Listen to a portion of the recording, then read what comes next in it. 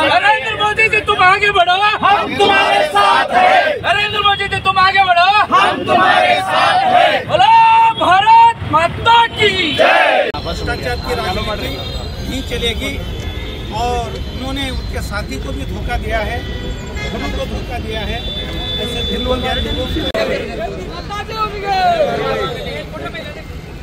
ಭಾರತ್ ಮಾತಾ ಕಿ ನಮ್ಮ ಭಾರತೀಯ ಜನತಾ ಪಕ್ಷದ ಎಲ್ಲ ಮುಖಂಡರು ಸೇರಿ ನಮ್ಮ ದಿಲ್ಲಿಯ ಚುನಾವಣೆ ಫಲಿತಾಂಶವನ್ನು ನೋಡಿ ನಾವು ವಿಜಯೋತ್ಸವವನ್ನು ಆಚರಣೆ ಮಾಡ್ತಾ ಇದ್ದೀವಿ।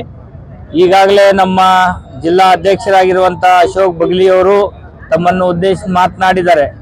ಅವರು ಆಮ್ ಆದ್ಮಿ ಪಕ್ಷದ ವಿಫಲವನ್ನು ಯಾವ ರೀತಿ ಅವರು ಇದು ಮಾಡಿದ್ದಾರೆ ಅಂತಕ್ಕಂಥದ್ದು ಈಗಾಗಲೇ ಅವರು ಹೇಳಿದ್ದಾರೆ। ಹಾಗಾಗಿ ನಾನು ವಿಶೇಷವಾಗಿ ನಮ್ಮ ದಿಲ್ಲಿಯ ಮಹಾಜನತೆಗೆ ಈ ಸಂದರ್ಭದಲ್ಲಿ ಅಭಿನಂದನೆ ಹೇಳಕ್ಕೆ ಇಷ್ಟಪಡ್ತೀನಿ। ನಮಗೆ ಬಹಳ ವರ್ಷದ ನಂತರ ಭಾರತೀಯ ಜನತಾ ಪಕ್ಷಕ್ಕೆ ತಾವು ಅಧಿಕಾರ ಕೊಟ್ಟಿದ್ದೀರಿ। ತಮ್ಮ ನಿರೀಕ್ಷೆಯಂತೆ ನಮ್ಮ ಪ್ರಧಾನ ಮಂತ್ರಿ ನರೇಂದ್ರ ಮೋದಿ ಜಿ ಅವರು ತಮ್ಮ ನಿರೀಕ್ಷೆಯಂತೆ ತಾವು ಯಾವ ರೀತಿ ವಿಶ್ವಾಸ ಇಟ್ಟು ಮತ ಹಾಕಿದ್ರಿ ಅದೇ ನಿಟ್ಟಿನಲ್ಲಿ ನಿಮ್ಮ ಕೆಲಸ ಕಾರ್ಯಗಳನ್ನು ನಮ್ಮ ಪ್ರಧಾನ ಮಂತ್ರಿ ಜಿ ಅವರು ಮಾಡ್ತಾರಂತಕ್ಕಂಥ ಮಾತನ್ನು ಈ ಸಂದರ್ಭದಲ್ಲಿ ಬಹಳ ಸಂತೋಷ। ಯಾಕಂದ್ರೆ ನಮ್ಮ ದೇಶದ ರಾಜಧಾನಿ ದಿಲ್ಲಿ ಜನ ಬಹಳ ಬುದ್ಧಿವಂತರು, ಪ್ರಜ್ಞಾವಂತರು। ಈಗಾಗಲೇ ತಾವು ಕಳೆದ 2 ಚುನಾವಣೆಯಲ್ಲಿ ತಾವು ನೋಡಿದ್ರಿ ಯಾವ ರೀತಿ ಮತದಾನ ಮಾಡಿದಾರೆ ಅಂತಕ್ಕಂಥದ್ದು। ಅದು ದಿಲ್ಲಿಯಲ್ಲಿ ನಮ್ಮ ಭಾರತೀಯ ಜನತಾ ಪಕ್ಷ ಗೆಲುವು ಸಿಕ್ಕಿದೆ।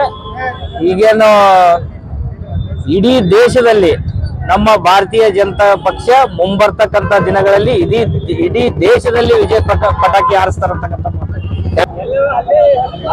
ಭಾರತೀಯ ಜನತಾ ಪಕ್ಷದ ಅಭೂತಪೂರ್ವ ಜಯವನ್ನ ವಿಜಯೋತ್ಸವ ರೂಪದಲ್ಲಿ ಆಚರಿಸಲು ಇಂದು ಕಲಬುರಗಿ ನಗರದಲ್ಲಿ ಈ ವಿಜಯೋತ್ಸವನ್ನ ಆಚರಿಸ್ತಾ ಇದ್ದೇವೆ।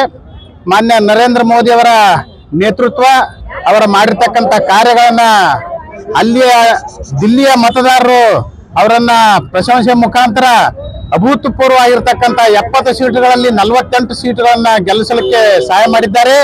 ಆ ಮತದಾರರಿಗೆ ಕೂಡ ಕೃತಜ್ಞತೆಗಳನ್ನ ಸಲ್ಲಿಸ್ತೇವೆ।